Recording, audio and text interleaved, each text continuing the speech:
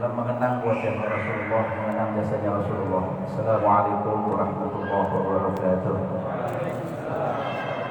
Rabbil alamin wa bihi nasta'in ala umuri dunya waddin.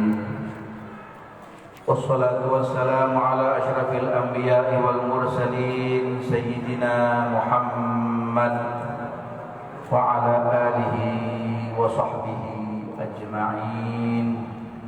Subhanaka la ilma lana illa ma 'allamtana innaka antal alimul hakim. Rabbi shrah li sadri wa yassir li amri wahlul 'uqdatam min lisani yafqahu qawli. Amin Allahumma amin. Ikhwani akhwati rahimakumullah. Alhamdulillah thumma alhamdulillah. Allah Subhanahu wa taala dudukkan kita di majlis Masjid Darun Najah bersama dengan para habaib kita, para ketua kita, guru-guru kita yang mulia, Habibana Husain bin Ahmad bin Idrus Al-Habsyi, Habibana Alwi bin Salim Ba'abud, Habibana Yahya Maula Khilaf, Habibana Zaid bin Ahmad Al-Habsyi, dan juga semua para guru-guru dan para habaib yang tidak bisa sebutkan saya itu persatu tanpa mengurangi rasa hormat saya. Yang intinya insyaallah mudah-mudahan kita berkumpul di tempat ini itu bayangan bahwa kita akan kumpul nanti di akhirat. Bayangan akan kita nanti kumpul bersama dengan beliau Rasulullah Nabi Muhammad. Fokuskan bahwa kita hidup di dunia ini untuk khidmah. Kalau kita hidup di dunia ini untuk khidmah kepada Nabi Muhammad, insyaallah senang hidupnya. Jangan cari dunia. Kerja boleh, cinta jangan. Kerja boleh, silahkan Anda bekerja. Tapi cinta dunia jangan. Wa hubbi dunya damimah min kulli khairin aqimah fiha al-balaya muqimah wa hashbuha fat wa syghal. Cinta dunia itu hina. Anda kalau cinta dunia diinjak sama dunia. Tapi biarkan dunia cinta dengan kita dengan cara kita lari dari dunia. Sebab makom manusia itu ada dua. Intinya orang hidup di muka bumi ini ada dua pasangan, ada laki, ada perempuan. Kalau semuanya laki, nggak mungkin lahir kayak gini banyak. Kalau semuanya perempuan juga sama, nggak mungkin, ada variasinya. Ada siang, ada malam. Ada hitam, ada putih. Ada senang, ada bahagia, ada susah. Ada atas, ada bawah. Hakikatnya manusia itu tidak selalu ada di atas, tapi juga tidak selalu ada di bawah. Jadi yang penting buat kita ini kita khidmahkan kepada Allah wa Rasulullah.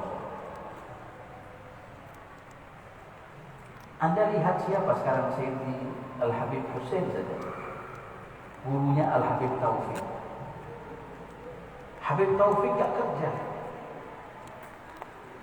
Kok ada yang namanya Habib Taufik punya hotel kan?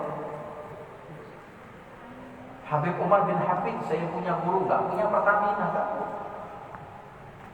Bukan punya apartemen bertingkat 13 pencakar langit juga tidak. Syekh Muhammad Arsyad Al-Banjari bukan seorang pedagang sukses bukan. Orang Banjar Syekh Muhammad Arsyad Al-Banjari Al-Arif Billah Al-Alim Al-Allam bukan seorang pedagang, ulama besar dia, Arif Billah dia, faqih dia. Habib Taufik Ustaz Alim, Habib Umar Habib Allamah Alim. Tapi semua dia dedikasikan waktunya untuk Allah. Habib Taufik ma'hadnya ada di mana-mana. Di Banyuwangi ada, di Pasuruan ada pusatnya, di Surabaya ada, di Solo ada. Habib Umar bin Habib itu kalau datang ke Indonesia ngajak 20 orang. Siapa yang bayar? Gak ada yang bayar. Al-Habib Umar datang bicara, saya akan datang ke Asia. Semua orang kemudian mengerahkan mobilnya. Habib Anis bukan seorang pedagang. Saya mengalami Habib Anis. Setiap jam 9 pagi Habib Anis itu keluar ke toko.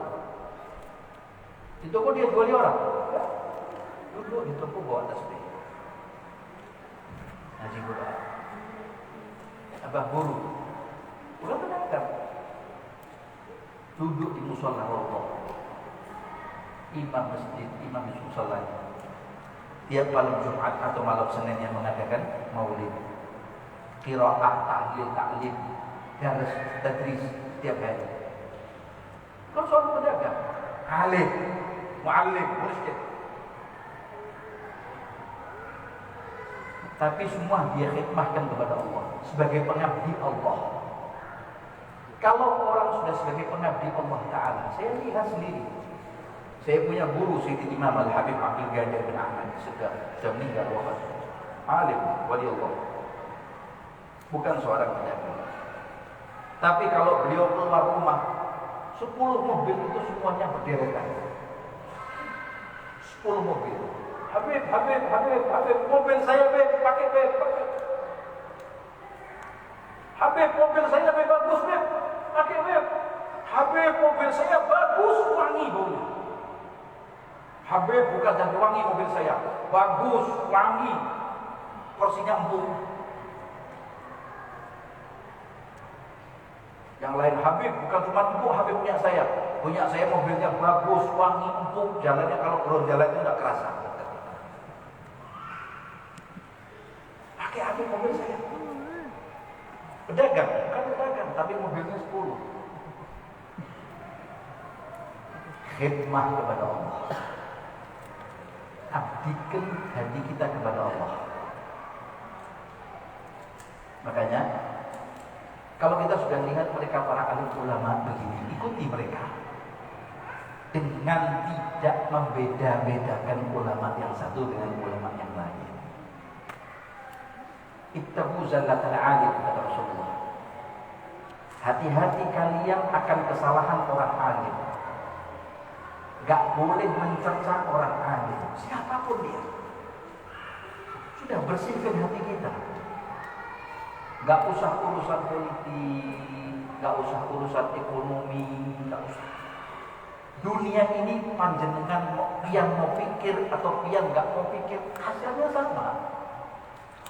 Mau dipikir ini bumi, dunia ini, mau tidak dipikir, hasilnya sama. Yang paling tepat itu tarbiyah buat anak-anak. Yang di dunia ini yang paling tepat itu pendidikan buat anak-anak. Yang dipikir cuma itu saja, yang lain jangan. Bersihkan hati kita, sucikan hati kita dari kebencian. Orang itu kalau benci dengan kita, katanya orang cinta itu tidak bertepuk sebelah tangan.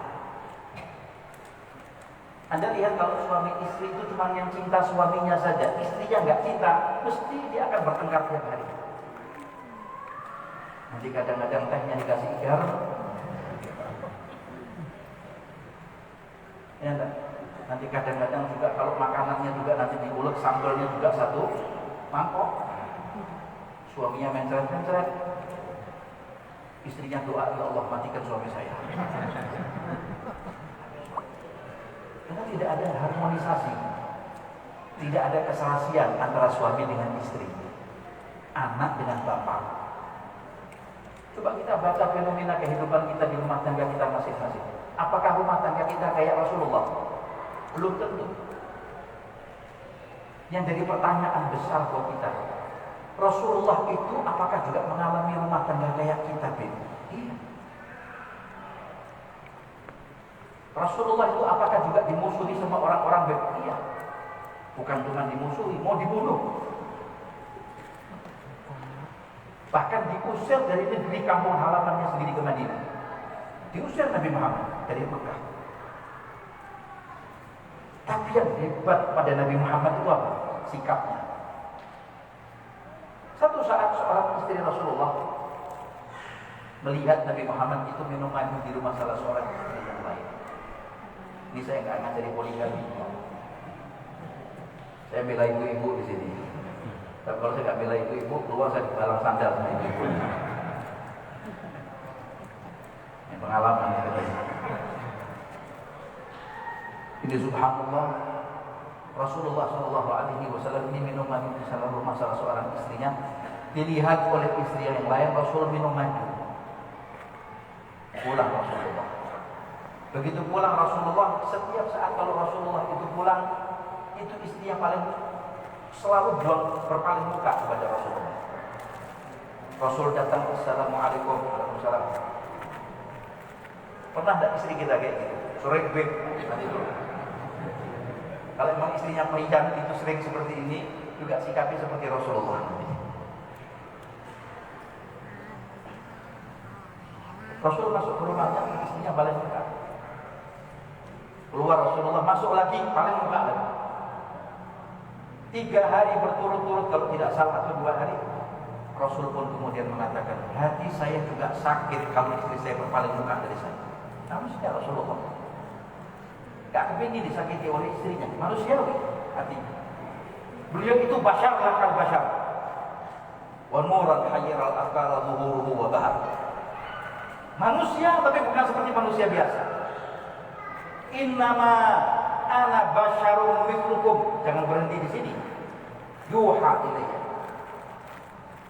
Orang-orang di luar aswaja mengatakan Rasulullah itu basyar seperti kita, manusia kayak kita. Jangan diagung-agungkan, keliru. Apa ayatnya? Innama ana basyarum mithlukum. Saya ini manusia seperti kalian. Berhenti. Oh, keliru, Mas. Jenengan otaknya kurang sak sendok. Jangan berhenti di sini. Yuha ilayya. Rasulullah itu manusia seperti kita, tapi beliau itu dapat wahyu dari Allah. Dapat perintah langsung dari Allah Ta'ala lewat Jibril. Lihat Rasulullah. Satu kali beliau itu masuk, lalu istrinya buang muka. Assalamualaikum, waalaikumsalam. Pada beberapa kali waktu Rasul mengatakan, wahai istriku, kenapa kau buang muka kepada aku seperti ini? Tidak ya Muhammad, ya Rasulullah, karena kau minum madu di rumah istrimu yang lain. Istriku, jangan begitu. Tidak ya Rasul, sekarang begini, kau ingin mendapatkan sesuatu dari aku tidak? Hadiah termahal, hadiah yang paling lembut, hadiah yang paling nikmat, hadiah yang paling adem, hadiah yang paling nyaman. Mau ya Rasulullah? Pejamkan matamu. Pejamkan mati, meremkan matamu. Tutup matamu. Pejamkan matamu. Berdiri dari tempat dudukmu. Berdiri istri. Maju selangkah. Maju istri. Maju lagi selangkah. Maju istri. Maju selangkah. Maju lagi. Maju lagi kurang sedikit. Maju lagi. Sampai di dada Nabi Muhammad. Tak dipeluk oleh Rasulullah. Istriku, aku sayang kepadamu. Luntur semua. Cair semua. Berarti ibu-ibu kalau suaminya begitu nanti begini kan kira-kira bagaimana?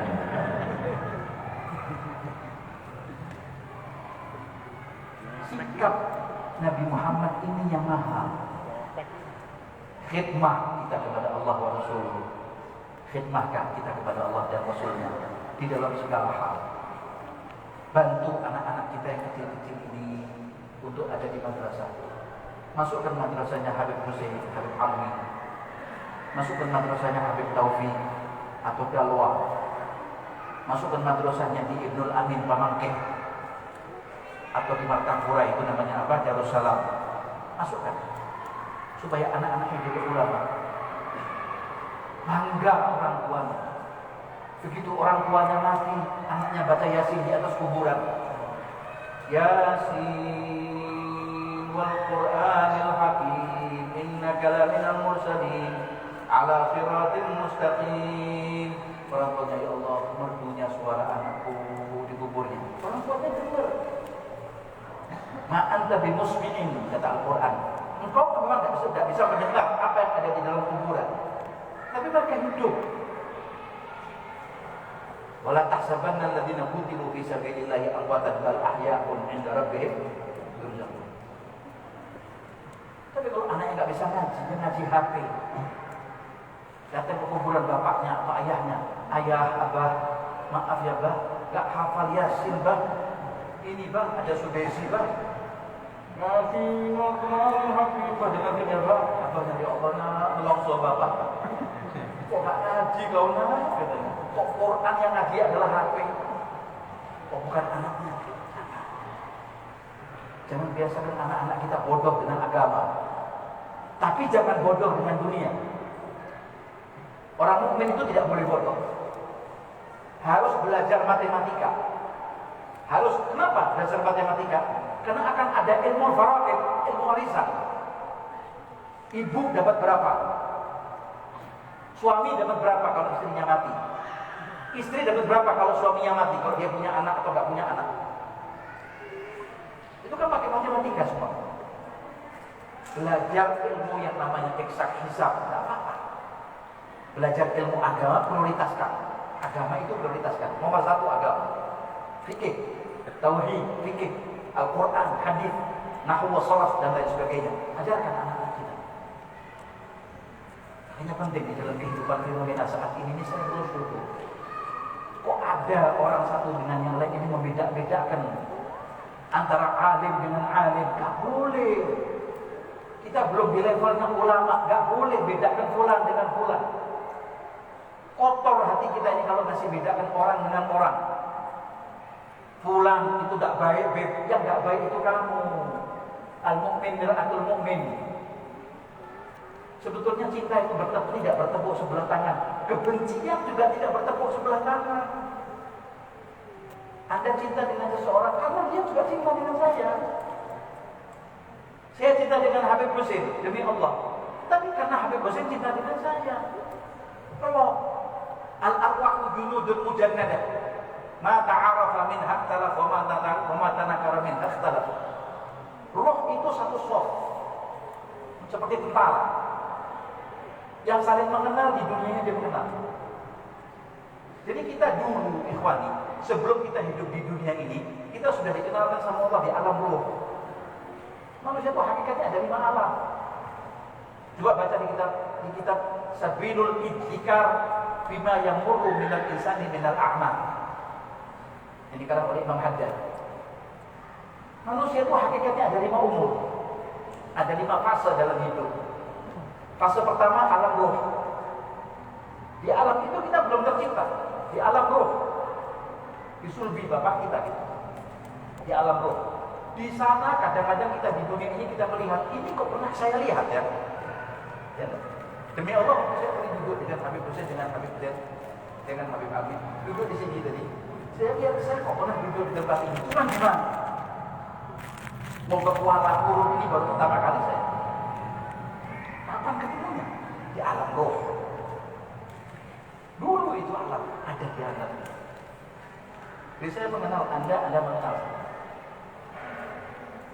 Yang kedua di alam janin. Di alam itu ada kehidupan tidak? 9 bulan ada di situ. Makan apa yang Anda makan? Sekarang kalau mau diperiksa, kenapa kok bayi dalam janin ibunya itu bisa hidup? Yang dimakan apa? Yang dimakan ibunya dimakan. Jangankan janin, kalau itu ada kehidupan. Ada ulat. Ini saya lihat sendiri, ada ulat di dalam batu besar, bongkah batu gunung.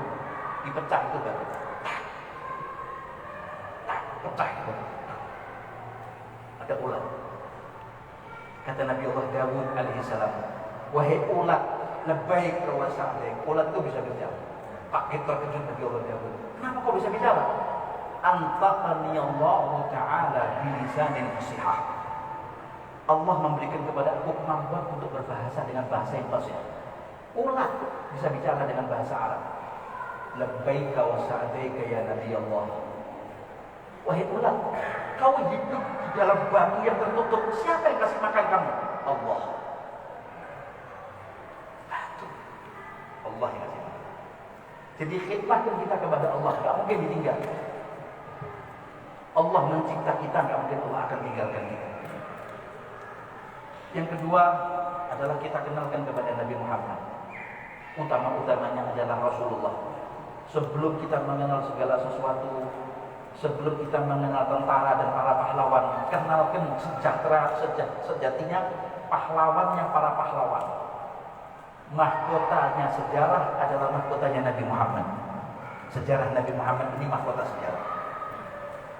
Anda lihat, Rasulullah ketika dia lahir, waktu Nabi Muhammad itu dilahirkan oleh ibundanya, wahina baraza sallallahu alaihi wasallam min batni ummihi baraza rafi'an tarfahu ila sama mu'miyan bidzalika ar-raf'i ila anna lahu syarafan ala majduhu wa sama. Rasulullah ketika dilahirkan oleh ibundanya dari bawah pusatnya lahir Rasulullah. Waktu lahir Nabi Muhammad tertunduk begini, tangannya mengangkat ke atas langit begini, digendong sama ibunya. Waktu digendong sama ibunya, Masya Allah, nangis Rasulullah. Begitu Nabi Muhammad dia itu menangis, digendong sama Suwaibah al-Aslamiyah, bekas budaknya Abu Lahab, dimerdekakan oleh Abu Lahab karena ini Suwaibah memberitahu kepada Abu Lahab kalau Nabi Muhammad lahir. Karena Abu Lahab itu tiap hari datang ke rumahnya Aminah untuk tanya, Muhammad sudah lahir belum? Enggak. Bayinya Aminah sudah lahir belum? Belum. Begitu diberitahu bayi Nabi Muhammad sudah lahir, baru kemudian Abu Lahab memerdekakan ini Suwaibah karena senangnya. Sampai dikatakan dalam satu riwayat, dikatakan dalam Bukhari, bahwa Allah Ta'ala nggak pernah lupa dengan jasanya Abu Lahab. Setiap hari Senin Abu Lahab ditakhfif adabnya, diringankan adabnya oleh Allah Ta'ala. Kenapa? Karena senang dengan kelahiran Rasulullah. Itu waktu Nabi Muhammad begitu digendong oleh Suwaibah, nangis Rasulullah. Nangis Rasulullah, bayi. Itu waktu malam. Waktu malam itu kemudian ditunjukkan oleh Suwaibah itu ada bulan. Muhammad, ada bulan. Begitu Nabi Muhammad lihat bulan, tangannya Nabi Muhammad itu ke atas ini, digerenti itu bulan, cabut bulan itu turun. Subhanallah. Begitu tangannya Nabi Muhammad ke kanan, bulannya ke kanan. Tangannya Rasulullah ke kiri, bulannya ke kiri. Katanya Suwaibah, subhanallah, al-kaunu isyaratun wa antal maqsud ya Muhammad. Alam ini isyarat yang dituju oleh Allah Ta'ala adalah dirimu, Rasulullah. Jadi kita harus kenal Nabi Muhammad. Jangan kenal Upin Ipin, si Putrit, si Unyil, Ronaldo. Kenalkan anak-anak kita dengan beliau. Lalu kemudian tak lama dari setelah kejadian itu datanglah saat itu namanya Halimatus Sa'diyah. Halimatus Sa'diyah itu datang dari desa Bani Sa'ad dengan mengendarai kendaraan yang lemah. Kendaraannya lemah, datang lemah. Halimatus Sa'diyah itu pipinya sudah turun. Payudaranya sudah turun. Keadaannya lemah, kusut, miskin, butuh uang dan butuh makan. Datang Halimatus Sa'diyah ke Makkah Al-Mukarramah. Ibu-ibu itu pada jalan semuanya. Halimah, mau kemana kamu? Katanya ibu-ibu itu.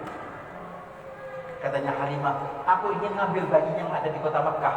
Bayi di kota Makkah sudah habis, diambil oleh ibu-ibu dari Bani Sa'ad Bakar, disusui. Mau orang lihat ambil bayinya siapa kamu? Ya barangkali ada bayi. Jalan. Halimatus Sa'diyah, ya Allah. Dengan lemah mulai agak tertunduk begitu, badannya agak kurus. Jelek mukanya Halimatus Sa'diyah, ya Allah, kesian. Datang ke rumahnya Aminah. Assalamualaikum Aminah. Waalaikumsalam. Sahabat Halimah As-Sa'diyah binti Du'aib. Dibuka. Halimah, Masya Allah, kenapa jadi lusuh kusut begini? Jelek mukamu. Aminah pernah dengar katanya kau punya bayi. Betul, iya. Siapa namanya? Muhammad. Boleh saya lihat untuk saya susui? Boleh, tapi saya tidak punya suami. Suami saya seorang. Bapaknya bayi ini meninggal waktu dijanin saya 2 bulan. Kata suaminya Halimatus Sa'diyah, kembali saja, sudah jangan diambil. Orang miskin ketemu orang miskin gitu. Kita miskin ketemu ibunya Muhammad, miskin juga buat apa? Kita mau cari makan, bukan cuma mau menyusui. Menyusui juga butuh makan. Gak bisa keluar air susu kalau gak ada asupan makanan. Katanya Halimah, nanti dulu suamiku, jaga image dong. Ya dong, ini bukan bahasanya Halimah, ini bahasa saya. Jaga image. Masa kita pulang ke Bani Sa'ad gak bawa bayi? Bawa bayi gak apa-apa. Aminah, mana bayinya? Saya bawa. Ya sudah, gak apa-apa, ini bayinya. Begitu bayinya masih dibedong, masih diselimuti. Begitu dibuka bayinya, wajahnya Rasulullah itu senyum sama Halimah Sa'diyah. Senyum wajahnya Rasulullah. Ya Allah, senyum. Bagus Rasulullah kan bagus. Bagus Rasulullah. Wah, putih. Hidungnya bagus, mulutnya bagus, alisnya bagus, rambutnya ketel, bagus, harum, wangi Rasulullah. Air liurnya wangi. Orang ganteng-ganteng, orang cantik-cantik ini, air liurnya wangi gak? Apalagi air liurnya wangi, bangun tidur kalau suhak gitu aja. Mati tau. Kena COVID-19 rasanya. Positif corona. Ya Rasulullah, begitu dibuka gedung itu, Halimah Sa'diyah begitu lihat Rasulullah, dekap Halimah. Ya Allah, fahalat alaihi hulwal ummahati alal banin wa raghibat fi radha'ihi wa ma'an fi naili barakatihi allati syamilatil alamin. Didekap itu bayi. Ya Allah, seperti bayi saya sendiri. Dia datang kepada suaminya, suamiku, bayi istimewa ini. Kata suaminya, Halimah, kok kamu berubah? Berubah Halimah seperti perempuan sweet 17, 17 tahun ke atas. Bukan 71 tahun ke atas, 17 tahun ke atas. Kenceng pipinya, cantik Halimah. Maaf, payudaranya kemudian kenceng. Keriput-keriputnya jadi kemudian kenceng lagi. Naik ke atas atan ke kendaraan. Fakat atat wa syarifuha wa atanuha dha'ifatan wa raja'at wa huma lidawabil gafilati yasbiga. Datang ke Mekah, ibu-ibu itu sudah pada jalan ke Bani Sa'ad bin Bakar. Halimah Sa'diyah bawa bayinya Nabi Muhammad, pulang atannya kemudian lari. Yang tadinya atannya datang dengan tenang. Pulang atannya lari. Ibu-ibu Bani Sa'ad itu mengatakan, Halimah, kau bawa bayi apa itu? Bayinya siapa itu? Siapa yang membawa bayi itu, ya Halimah? Katanya Halimah Sa'diyah, bayi yang saya bawa adalah Sayyidil Wujud, Rasulullah.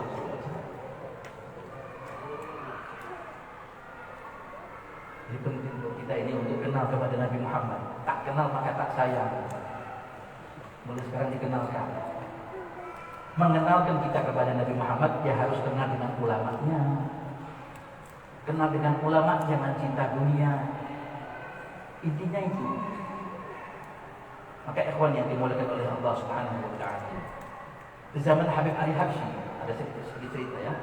Di zaman Habib Ali Habsyi, ada seorang namanya Sinawah atau Sinawah. Sinawah ini tukang yang bajak sawah, namanya Sinawah. Ya, namanya Muhammad bin Sa'id Batweh. Tiap hari Muhammad bin Sa'id Batweh ini dia sinawah di sawah-sawah itu, di ladang-ladang itu. Kalau dia boleh pijitin kakinya Habib Ali Habsyi sambil maulid, dia tuangkan air minum buat Habib Ali Habsyi sambil maulid.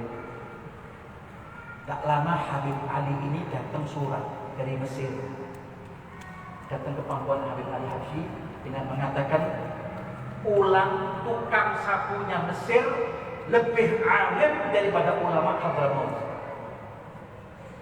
Tukang sapunya Mesir, orang negeri Mesir, tukang sapu negeri Mesir lebih alim dari ulama Hadramaut.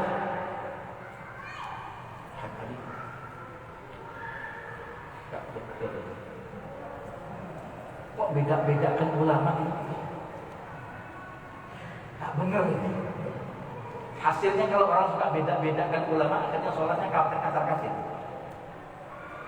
Akhirnya kemudian kata Habib Ali Habsyi, coba panggilkan itu Muhammad Said Batwas. Di Damun panggilkan, dipanggil. Muhammad Said, dipanggil Ali Habsyi, majikanmu. Siddiq dawuh. Katanya orang Jawa, ini kalau orang Demak paham Siddiq dawuh. Sam'an wa ta'ah. Deh, ya saya akan langsung berangkat ke sana. Berangkat Syekh Muhammad Said Batwas. Ada apa Habib Ali Habsyi? Muhammad Said sini. Imamannya Habib Ali dicopot, dipasangkan di kepalanya Muhammad Said Batwas. Kemana Habib Ali? Saya nggak pantas. Masa saya pakai imamah? Pakai lidah saya. Loh. Sekarang saya kasih ongkos berangkat ke Mesir. Apa ini ada surat dari ulama Mesir. Tukang sapunya Mesir lebih alim dari ulama Hadramut. Astagfirullah, kata Muhammad Said. Kalimat apa ini? Nggak beres ini. Berangkat. Ajari mereka. Berangkat Muhammad Said pakai getek. Sambung itu perahu yang dayung, bukan perahu but, perahu dayung. Sampai negeri Mesir. Di negeri Mesir itu ada penjaganya, pintunya, satpamnya, tentaranya. Siapa namamu? Muhammad Said Batwas. Apa kerjamu? Tukang bajak sawah. Kau pakai imam? Dari mana kamu? Dari Hadramut. Tukang bajak sawah yang suka bawa kerbau dari Hadramut mau datang ke Mesir, haram. Keluar. Saya kepingin hadir, ada istimewa ulama, ada kumpulan ulama di sini. Tak boleh datang, keluar. Ya Allah, sebentar saja, nggak ada waktu.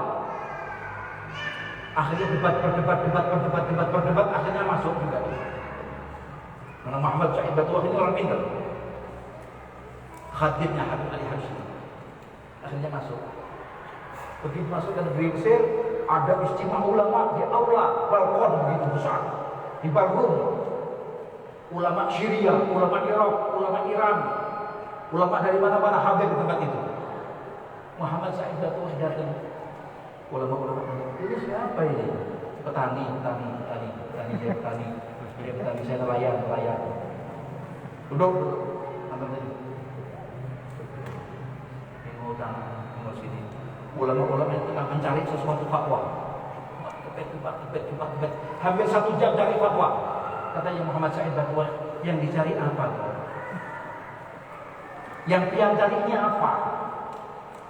Yang saya cari ini sekarang bahasanya malaikat dalam kubur itu pakai bahasa apa?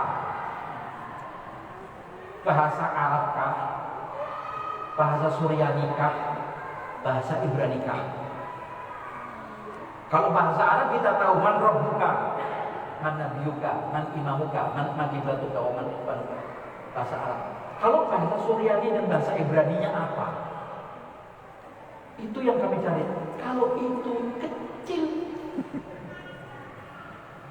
kata Muhammad Said Batwas, kalau urusan ini nggak usah buka kita. Kecil. Saya bisa jawab ini. Memang kamu ini siapa? Saya ini tukang bajak sawah, petani. Ya kalau memang kamu punya maklumat begitu, silakan naik mimbar. Naik mimbar. Begitu dia naik mimbar, bawa kertas itu tadi. Saya dapatkan kertas ini dari negeri Mesir, jatuh ke pangkuan tangan guru saya Ali Habsyi. Katanya mengatakan bahwa tukang sapunya Mesir ini lebih alim dari ulama Hadramut. Nah sekarang saya berdiri di mimbar ini, petani Hadramut lebih alim dari ulama dunia. Sembunyi semua. Sekarang saya akan deg-degan. Saya akan imlahkan bahasa malaikat dalam kubur 3 bahasa. Sebagian ulama mengatakan pertama dengan bahasa Arab wal mu'tamad, pendapat yang mu'tamad dengan bahasa Arab. Pendapat yang kedua adalah bahasa Suryani, dan ini yang digandrungi oleh ulama. Dan bahasa ketiga adalah bahasa Ibrani. Dikatakan oleh guru saya Habib Ali Habsyi, siapa yang menghafalkan dengan bahasa Suryaniya malaikat dalam kubur, maka dia tidak akan terkena fitnahnya kubur, nggak akan ditanya oleh malaikat Munkar Nakir. Apa itu ya Syekh Said? Nah, catat sekarang. Petani Hadramut akan mendekatkan ulama. Apa katanya? Akrah karah salihin. Akrah karah salihin. Makna akrah gum ya Abdullah. Akrah man rabbuka wa man nabiyuka. Salihin man imamuka wa man iblatuka wa man ikhwanuka. Jawabnya adalah satu. Nasar, shotnya di fathah. Siapa yang menghafal ini, maka tidak akan terkena penyakitnya fitnahnya kubur atau pertanyaan malaikat Munkar wa Nakir. Assalamualaikum warahmatullahi wabarakatuh. Dan saya maklumatkan kepada para alim ulama, jangan beda-bedakan ulama. Saya bukan ulama, saya petani, tapi saya khidmah sama guru saya Habib Ali Habsyi, dan saya dengar itu semuanya. Kalian nggak ngerti ini pendapat, kalian nggak ngerti ini fatwa, tapi saya sering dengar karena saya suka ngejoki teh. Saya suka ngesot tehnya Habib Ali Habsyi. Kalau beliau minum teh, dia yang bikinkan teh buat saya, buat beliau. Saya bikinkan buat beliau. Dan dia pernah memberikan faedah ilmu seperti ini. Saya dengar dengan telinga saya. Saya buta huruf, gak bisa nulis, gak bisa baca. Subhanallah. Baru ulama di situ sadar semuanya. Kayak ikhwan yang dimuliakan oleh Allah Subhanahu wa Ta'ala. Intinya adalah jangan kita beda-bedakan ulama. Yang pertama adalah khidmahkan kepada Allah. Yang kedua, cintakan kita anak-anak kita kepada Rasulullah dengan sangat dan menceritakan sejarah Rasulullah. Dan yang ketiga adalah apa? Jangan beda-bedakan ulama. Dan yang terakhir adalah apa? Yaitu di antara mereka dalam pertanyaan yang akan ditanyakan di tempat ini mungkin ada beberapa hal. Di antaranya adalah apa? Tentang permasalahan wudu. Tentang permasalahan sholat.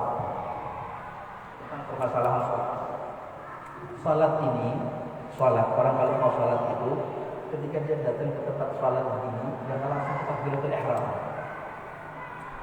Tidak boleh langsung takbiratul ihram. Begitu dia datang ke tempat sholat ini, dia niat dulu. Usalli fardhu isya arba'a raka'atin ma'muman lillahi ta'ala. Allahu Akbar. Tangannya begini. Allahu Akbar. Ini mungkin sebagai bahan pertanyaan buat kita nanti. Ketika setelah selesai sholat di takbiratul ihram, namanya takbiratul ihram. Di tempat ini kita tidak boleh yang namanya berkata, berucap, bergerak, makan, nggak boleh. Walaupun makan itu halal, tapi setelah Anda takbiratul ihram, Anda tidak boleh makan. Allahu Akbar. Boleh. Allahu Akbar. Boleh. Allahu Akbar. Boleh. Mana yang mau dipilih?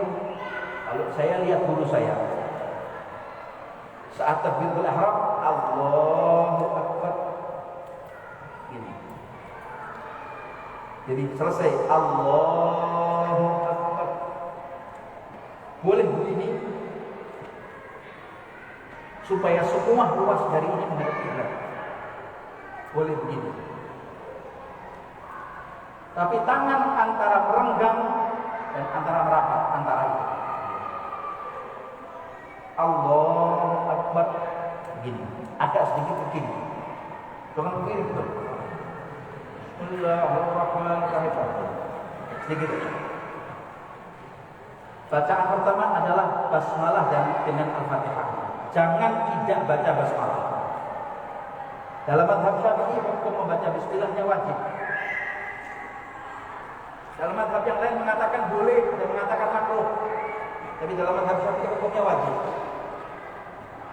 Jangan nanti di sini baca bismillah, begitu dia umrah, pulang dari umrah, bismillahnya ketinggalan di Mekah. Jangan. Nah imamnya yang ada di sana tidak baca bismillah, baca bismillah imamnya, tapi sir. pelan. Alhamdulillahi rabbil alamin. Baca bismillah ini, tapi pelan. Lalu kemudian setelah baca Al-Fatihah sampai waladdallin, rabbighfirli wa liwalidayya wa lil mu'minina amin, baca surat. Lalu rukuk. Ketika rukuk begini rukuk. Rukuk tidak boleh begini. Kaki tidak boleh ditekuk. Namanya inkhinas. Ketika rukuk tidak boleh begini ibu. Hanya orang kalau rukuk begini. Kaki saya sakit, beb, nggak apa-apa kalau sakit. Kalau kakinya nggak sakit, nggak boleh ditekuk begini. Lurus ketika rukuk. Harus lurus ketika rukuk. Tangan ketika rukuk begini. Cekrem. Sunnah ini. Tidak gamblem begini. Ini masa rukuk begini. Hukumnya ketika orang itu kemudian dia rukuk, apakah wajib begini? Tidak wajib. Rukuk itu sunnah begini. Kalaupun dia tidak begini, sekarang begini rukuknya, silakan boleh. Yang penting dia rukuk. Cuma khawatir kalau orang itu dia lepas begini, dia akan main jari. Enak, batu